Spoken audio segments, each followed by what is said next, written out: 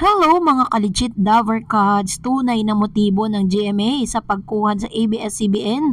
Abay, lumantad na ang lahat ng yan. But before that, if you haven't subscribed yet to my YouTube channel, please don't forget to like, share, and subscribe at hit mo na rin ang notification bell for more showbiz updates. Bago tayo magpatuloy sa ating updates for today's video, of course, nais ko magpasalamat sa lahat ng mga legit viewers, subscribers at ang lahat ng mga legit na nagmamahal at sumusubaybay sa lahat ng ating mga updates. Maraming salamat po.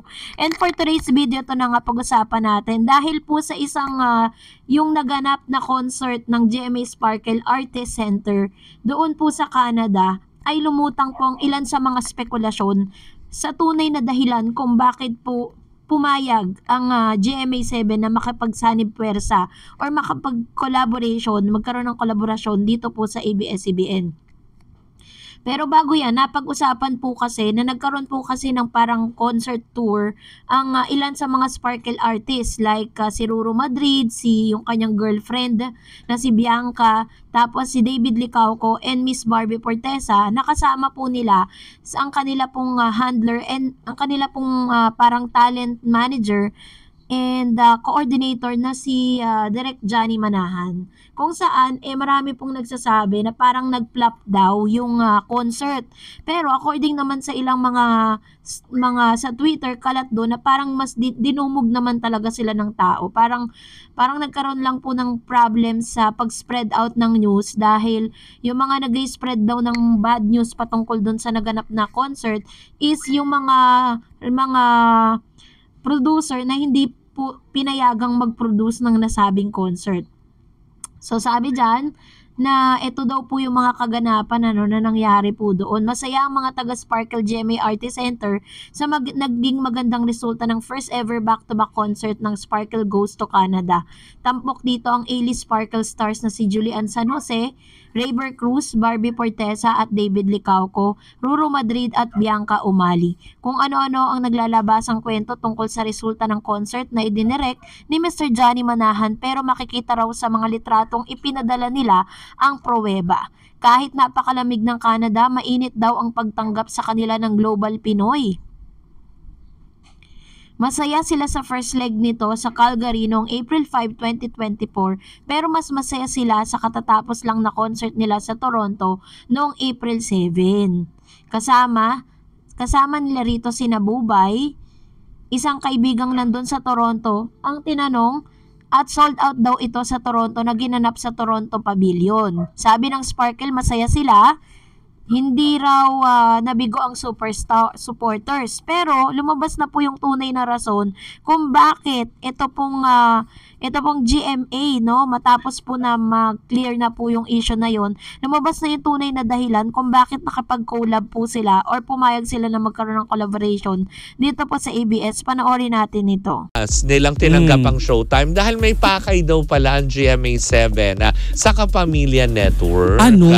Dahil nga syempre alam naman natin na kahit papaano, 'di ba, na matagal na sila talagang may iringan between two networks. Nagkaroon pa nga ng network war, 'di ba? Dahil nga syempre pagdating sa abroad, bakit nga ba may ibang mga kapuso artists at kapuso stars na lumilipat papuntang ABS-CBN at kapag medyo na bored na sa Kapamilya, lilipat babalik ulit ng Kapuso Network. Dahil pala yan, gusto daw ma-capture ng GMA Network ultimo ang mga audiences abroad.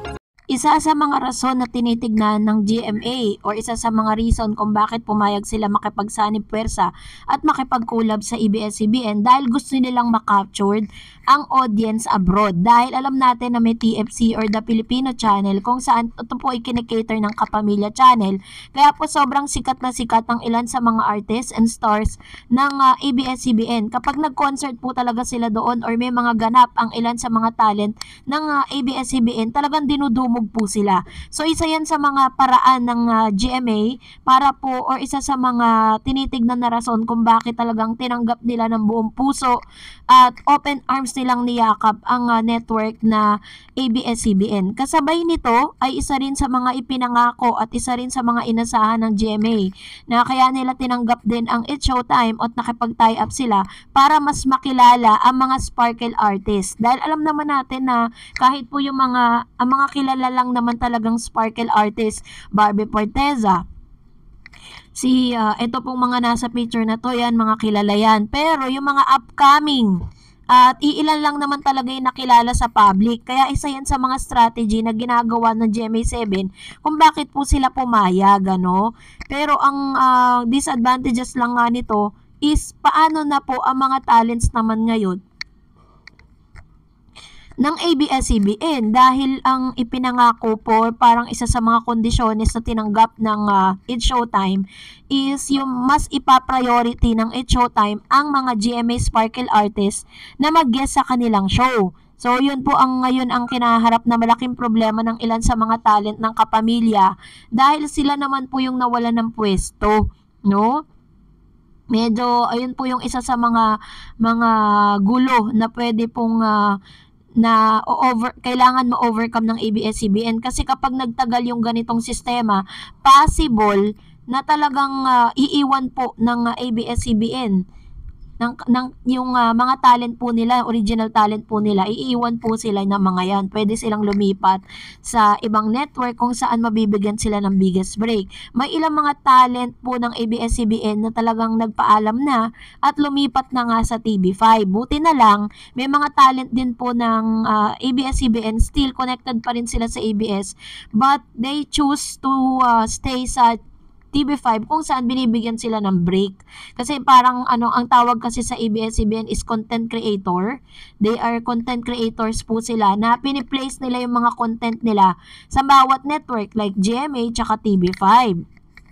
And sabi nga po ng ABS na parang mas lumawak pa yung reach po nila kasi parang mas marami po yung mas lumaki pa yung kanilang yung wide reach, 'di ba, na naganap po kung nung nawala. Kaya totoo talaga yung sinasabi, pag may nawala, merong ipapalit na mas maganda. So ito po yung nangyari sa kanila ngayon. So sana lang hindi po maapektuhan ng ilan sa mga talents ng original ng ABS-CBN. Matapos nga ito, talaga yung pinaka-sentro at yung pinaka-motibo na meron po ang GMA kung bakit po pumayag sila na makipagsanib puwersa at magkaroon ng collaboration dito po sa nasabing network. And asahan din po natin na talagang mas dadami pa at mas makikita pa natin na sa mga latter part yung tunay na rason kung bakit talagang still is pinili kasi parang ito po yung mga times sa kailangan magpatunay ng It's Showtime sa GMA lalo na't meron po silang sinasabi na parang 6 months lang ang binigay na kontrata ng GMA Network dito po sa It's Showtime para po patunayan yung kanilang mga sarili. So kayo po, ano pong saloobin ninyo patungkol dito? Comment down below. Salamat po sa panonood. Huwag niyo pong kalimutan mag-like, mag-share, at mag-subscribe at i-follow niyo na rin ang aking Facebook page, Dar Eds TV. God bless everyone!